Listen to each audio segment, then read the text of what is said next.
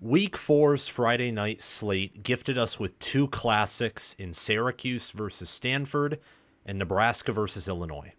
And week five gave us another round of classics, with Rutgers playing Washington and Miami playing Virginia Tech. All four of those games being one-possession matchups that were decided, effectively, in the fourth quarter.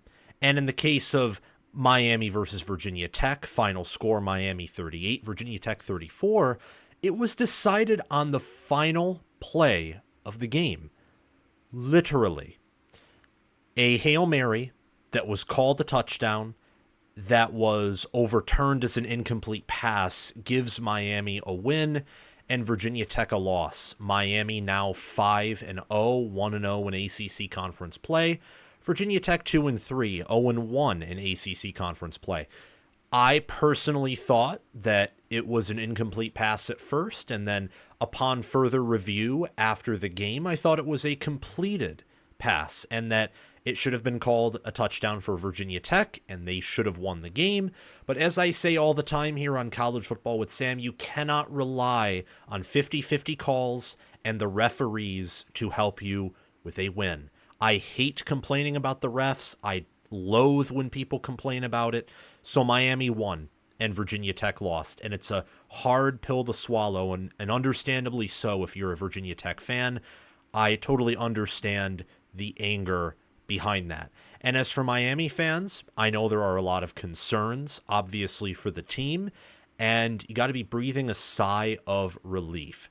Up next on Virginia Tech's schedule includes a trip to Stanford, so could be a trap game. And for Miami, they're also going out to the West Coast. They're playing Cal this Saturday at 10:30 p.m. Eastern Time. Talk about a trap game. But regardless, I want to break down this game right here on College Football with Sam. And before we get to that, I want you, yes you, to like the video, to subscribe to the channel, to click the notification bell, to comment your thoughts and your reaction down below. You probably saw something that I didn't, in the same way that I probably saw something that you did not see. So it goes both ways. You see something, observe, analyze something that I may have missed, and then I see things that maybe you missed. We benefit each other here on College Football with Sam, and even though we primarily cover the Big Ten and we're the best Big Ten football channel on YouTube, we occasionally go outside. And this is a game that is worth that outside analysis because of how close it was, competitive it was, and because Miami at this point is the best team in the ACC. It's either them or Clemson, and based off of how Clemson did against Stanford, I don't think they're the best in the ACC.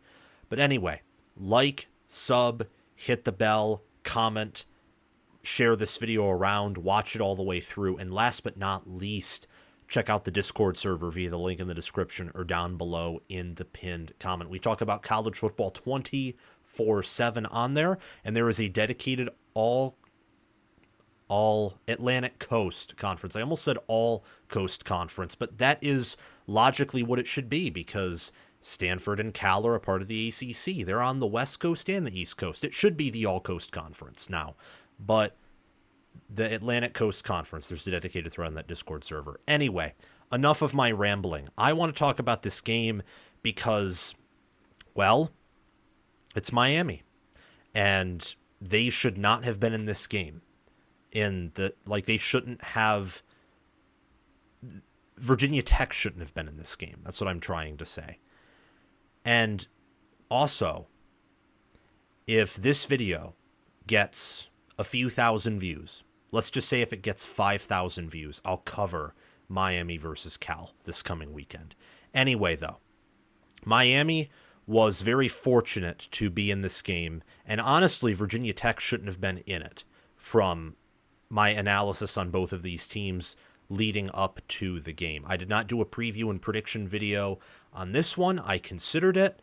I did look at the line, though, and thought that Miami being favored by the amount that they were, 17.5, I thought that maybe it could be too much, and that with this being a Friday night game, it could have been a rough spot, an opportunity for Virginia Tech to pull off the upset, but I discarded it because Virginia Tech's been a bad football team all season long, and Miami has been a good football team. Well, Virginia Tech scored a half a point per play, 0.500 points per play. They averaged 6 yards per play.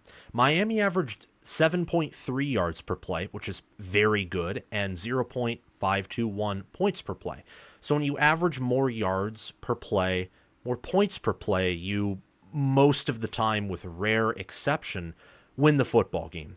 But a little too close for comfort. Miami had one of the better rushing defenses statistically entering this game, and honestly, they did what I call a Manny Diaz moment, where your defense is very statistically impressive, especially at stopping the run, and then you face a competent rushing offense and your run defense totally falls apart. Virginia Tech got over 200 yards rushing in this game. It allowed them to stay on pace to keep Miami's defense on the field and for them to stay ahead for the majority of this game until Miami, of course, came back and won it.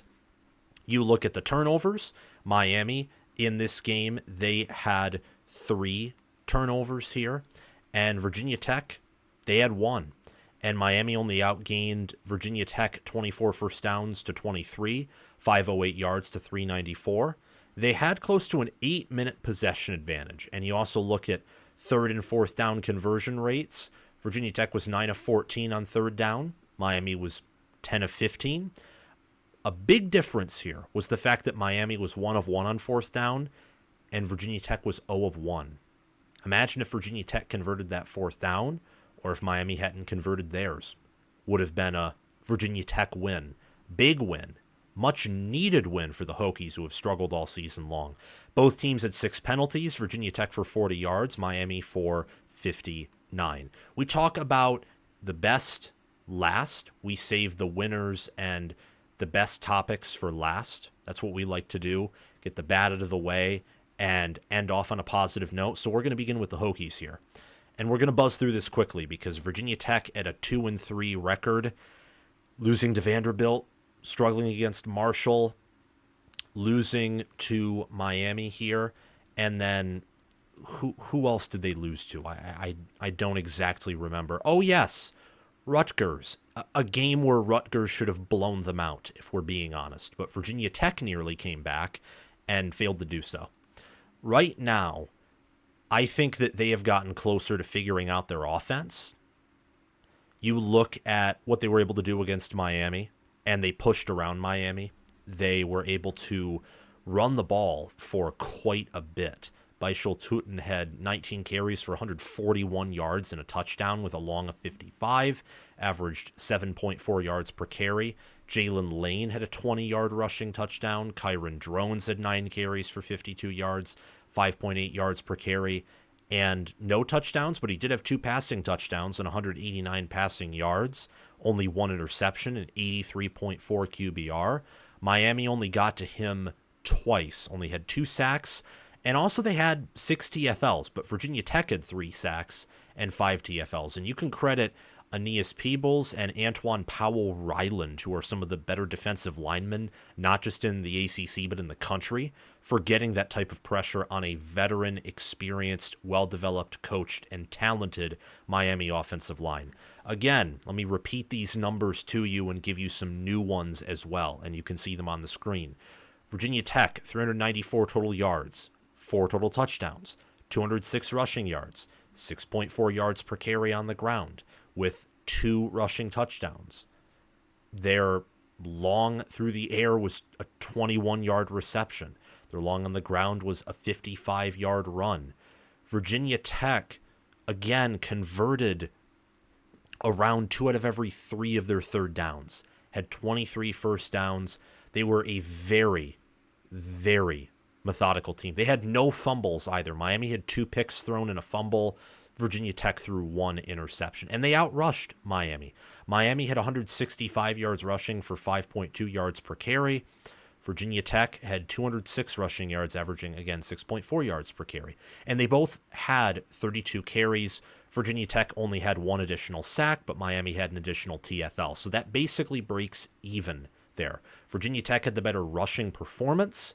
They won the battle in the trenches in this game, but Miami was that much more efficient at quarterback and wide receiver and converted a fourth down, which allowed them to, well, extend their final drive, score the touchdown that turned out to be the game winner, and hold on for a victory in a game where, honestly, Mario Cristobal did what he does annually, sometimes a few times per year, and not just a handful, but multiple. Tried to give the game away, and he didn't. But they figured out their offense in my mind, or at least it seems like they have. Maybe they haven't, and this was a fluke performance, but what they did on offense was impressive, particularly in running the football and also playing strong on the defensive line. I thought that's what Virginia Tech was going to be entering this year, was good in the trenches and experienced, veteran. They looked like that Friday night, but will that come back? And will that be a consistent theme for Virginia Tech? I don't exactly know. So maybe a team to keep our eyes on, not for winning the ACC, but maybe beating Clemson and Blacksburg. We'll have to see. And also, what a coaching job by Brent Pry, and I don't mean that in a kind way. Virginia Tech was top 10 in returning production. They're 2-3, and they gave this game away. They did. When you lead 34-24 in a stadium that is not full, it's not loud, it's not an intimidating environment, and you are running the ball in a superior way compared to your opponent. More yards per carry, like you're running more efficiently, you're picking up more consistent chunks, you're just better in the trenches, and you have a double-digit lead, and you choke it away. That is some master class level of poverty game management. That is what you would expect Mario Cristobal to do. But as the Cover 3 podcast put it, Virginia Tech versus Miami was a game where Mario Cristobal was not the worst game manager, or something to that degree. I was heavily paraphrasing there. But they said that. And I can see it with Brent Pry, because right now, Brent Pry is 12-17 overall at Virginia Tech. I know that the first year was a total rebuild because Fuente was a failure, but he's 6-10 in ACC conference play.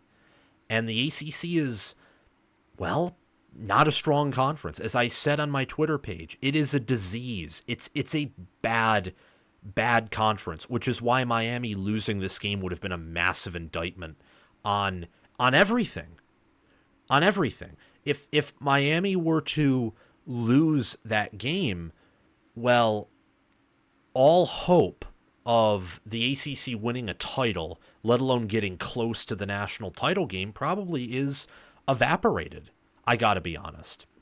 Because Cristobal has done this before, or tried to do it before, where they lose a game they're not supposed to, whether at Oregon or whether at Miami.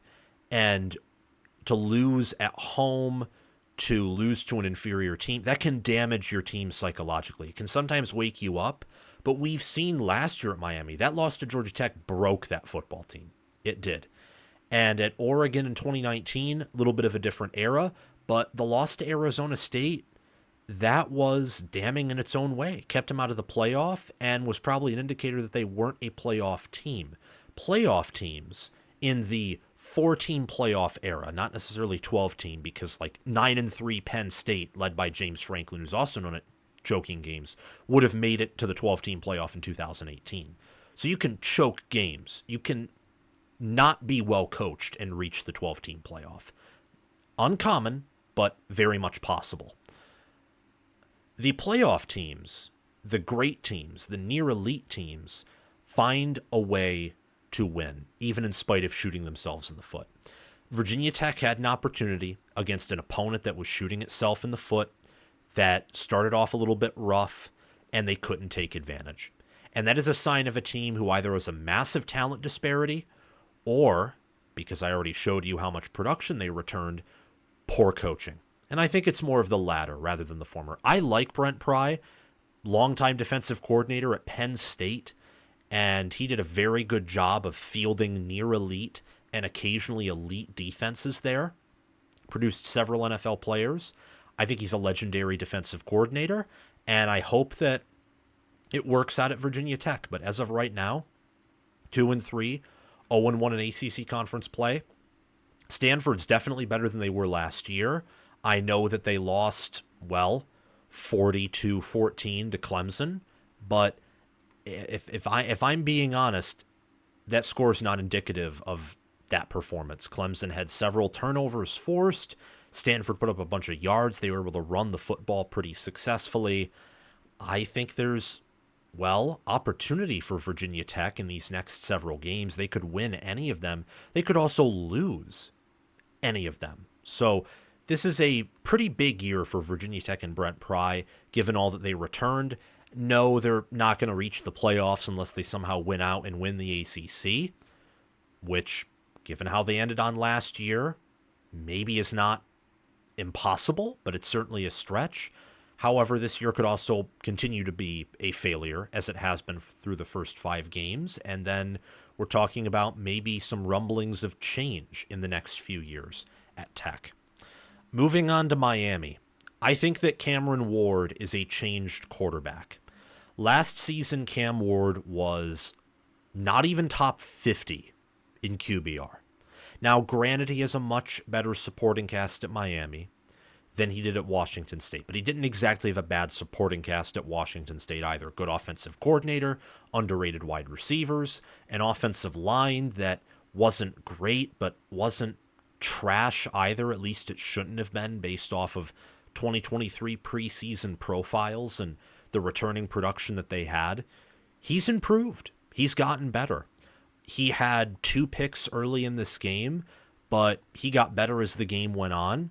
Finished with 4 touchdowns, 2 interceptions, 343 passing yards, 9 yards per attempt, 24 of 38 completions and attempts, and he also had 10 carries for 57 yards and a touchdown on the ground, and that is taking into account, of course, the 3 sacks that were on him. So in reality, he probably had closer to 7 carries for 70 yards on the ground. He had a very good game, and he carried, and I mean carried, this team. He was responsible for all 5 of Miami's touchdowns. Damian Martinez barely led Cam Ward in rushing. If you factored out sacks, Cam Ward would have led the team in rushing along with, of course, passing. Martinez was 14 of 60 for 4.3 yards per carry with a long of 17. Just really, I got to be honest here, not exactly a Heisman-worthy performance because you had Travis Hunter, Ashton Jeanty, Jalen Milroe that did very well in Week 5, but an underrated performance nonetheless, and one that I think gives more foundational credibility, if that phrase makes any sense, to the fact that Cam Ward could be the nation's best QB, could be a Heisman-level player, because even in a game where he was a little bit more up and down than you would like, he had 5 total touchdowns, over 400 total yards, and he carried his team to a victory. Like, the only reason Miami was in that game was because of Cam Ward. The defense wasn't helping him. Yes, he turned it over a grand total of 3 times because he also had the fumble, but if that's his worst game, and he doesn't have another performance like that for the rest of the regular season, or maybe has another performance like that but only once, you're talking about, through 5 games, Cam Ward has 18 passing touchdowns, 4 interceptions. He also has 2 touchdowns on the ground, 146 rushing yards, 1,782 passing yards. Cam Ward is averaging 11.1 yards per pass attempt. He has a 195.1 passer rating. You're talking about a quarterback who, at the end of the regular season, could have well over 40 passing touchdowns, not even 10 interceptions, some more rushing touchdowns too, and after the ACC championship game, those numbers are even more likely to happen, and maybe they're even higher. Maybe he has like 50 overall touchdowns on the season. Absolutely crazy. It also could go the other way. He could peter off, which would make sense because they're entering ACC conference play, and, USF with an injured quarterback, and Florida, whose head coach is going to get fired, and Florida A&M and Ball State are not as tough as California, Louisville. They're probably as tough as Florida State. They're absolute garbage. And also probably not as tough as Syracuse and Georgia Tech. But Duke, I think Duke's the worst undefeated team in the country. Wake Forest, Florida State, those teams aren't very good. Georgia Tech's defense is better than it was last year, much better coached, but it has a very limited ceiling. For Syracuse, they're better coached than they were under Dino Babers. I really like Fran Brown, but they're in year one. Their threat is more so offense, not defense. Louisville, they're limited. I mean, Miami right now should be the runaway favorite to win the ACC and the runaway favorite in the remainder of their games. They're a 12-point favorite on the road against Cal, and that's factoring in long-distance travel, 10:30 p.m. kickoff at night. They're given a 71.5% chance to win per FPI. I'm not trying to do a preview of that game, but what I'm saying is Cam Ward's a gamer. He needs to do better under pressure, but he's second overall in the nation in QBR. Shannon Dawson and Mario Cristobal, and also offensive line coach Alex Mirabal, you have to give them credit for how this offense is just, it's one of the best in the country. It's easily a top 10 offense. 92.7 QBR, a 195.5 passer rating through 5 games, 1 conference game.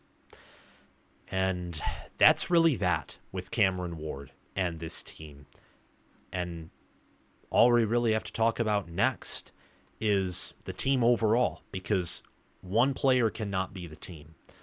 And what I mean by that is Miami escapes. They do something that Mario Cristobal typically doesn't do. Mario Cristobal typically blows these type of games. And by blows these type of games, I mean he loses. He doesn't nearly choke and then win like Michigan did against lowly Minnesota or Alabama did against awesome and still top 4 team Georgia, or what Kalen DeBoer did against Texas in the playoffs last year, or against Oregon at home or in the Pac-12 championship game where they almost choke or briefly give up a lead but then quickly take back control or come out with the win. Cristobal typically just loses when games like this happens. He is not a great in-game coach. You even saw that on the Hail Mary. Like, how are you letting Kyron Drones throw a Hail Mary pass? And mind you, I thought that that was a touchdown catch. I think it's pretty clear that the receiver had possession in the end zone. But it is what it is. Virginia Tech had their own choke job where they gave up a 10-point lead despite controlling the game on the ground, which typically, as I said, when you have a 10-point lead and you have the better rushing offense and rushing defense, you typically should win the game, unless you somehow find a way to bungle your game management. But are the Hurricanes, seeing that they have the talent to overcome their head coach's mistakes, seeing that Mario Cristobal is, well, not the best game manager, but he's built an impressive team that is talented, that's well-developed relative to their position. I think the coordinators are good. And Cristobal, it's the same thing with Franklin. These coaches that have a reputation, or Jim Harbaugh before he started winning at Michigan, these coaches that have a reputation of being overrated or bad. I didn't use air quotes for overrated because I think some of the coaches I named are overrated, but they're not bad. There's a difference between them being, well, maybe they're definitely not top 10, but they're certainly top 25. Top 25 isn't bad, for example. When I look at this team, I wonder that there's, of course, the side where you lose in the future because you didn't learn your lesson in this game. And maybe losing to Tech would have been better for the team because a loss would have woken up this team and forced them to learn from their errors. Number 2 is the fact that will Mario Cristobal and the staff take care of business? Will they learn their lessons from this game without having a loss? And if they do, if the latter turns out to be true and they win this game, which means they overcame their own stupidity, in a year like this, they could easily be a national championship contender. The fact that they survived what I would coin as a Mario Cristobal moment is lunacy and is indicative that this team, in one way or another, is different. They came through, they survived, and what benefits them too is they can learn a lot because they play in a weak sauce conference with a very weak schedule, one of the most pathetic schedules I've ever seen. I'm a Michigan fan, for context. Michigan's non-conference schedules have been notoriously weak. Miami's entire schedule, conference or non-conference, is Charmin soft, like Michigan's previous non-conference schedules. I mean, it's crazy. You look at Florida on the road, probably a team with a losing record. Florida A&M, completely different division. Ball State, MAC school, completely different division. At South Florida, at FBS, but not Power 4, different division. Virginia Tech, not on the same talent level, may even be inferior in coaching, and they're not developed as well. Cal is kind of a similar story. Louisville, coaching, I'd say, is better than Miami's, but from a schematic standpoint, from development of personnel, I don't know, and they're certainly not as talented. You look at Florida State. Florida State's a dumpster fire right now. Duke, as I said, probably the worst undefeated team in the country. A lot of close wins, don't have the same talent, and it's too early to say how good they are at development. At Georgia Tech, it's similar with talent. I think that they're better in scheming and development than Miami is, from what I've seen with Brett Key, especially on offense, but the defense is problematic, and that game is going to be circled. Wake Forest, not good. At Syracuse, they're in year one, and they're kind of a Walmart Miami in a way, where the offense, and specifically quarterback, is the strong point, but the defense has questions, and they may be a little bit inflated by a poor schedule, but Miami's still much better. And then whoever they play in the ACC championship game could be the same as their schedule as well. I mean, maybe they play Louisville in the ACC championship game. Maybe they play Syracuse. Maybe they play Cal, or more likely than not Clemson, but you don't know. And I think Clemson is, well, better than last year. I don't think they're so much better than last year that they're on the same level as this Miami team. This Miami team's in its own tier in the ACC. And as for them being a national championship contender, I don't know. I don't. I'm leaning closer to yes than I ever have so far this season, but I'm not going to go there yet. Not yet. I need to see them against some tougher teams. But answer that question for me down in the comments below, and we can have a conversation. And before we close out here, I'm going to read you some numbers. Miami's 11th currently in S&P+, 10th in FPI. They're 20th in game control. These are all different power ratings with priors or recruiting data, whether they're tempo adjusted or not. They all have their own different flair. Game control cares more about in the moment how you've done so far this season compared to how other teams have done. So Miami is basically the 20th best team in the country when looking at how they perform or are expected to perform against top 25 teams. Football Power Index factors in quarterback in particular and cares most about points, which makes sense as to why they're 10th when they have a plus 31.3 average scoring margin. S&P Plus is better at tempo adjustments. Miami's 11th there.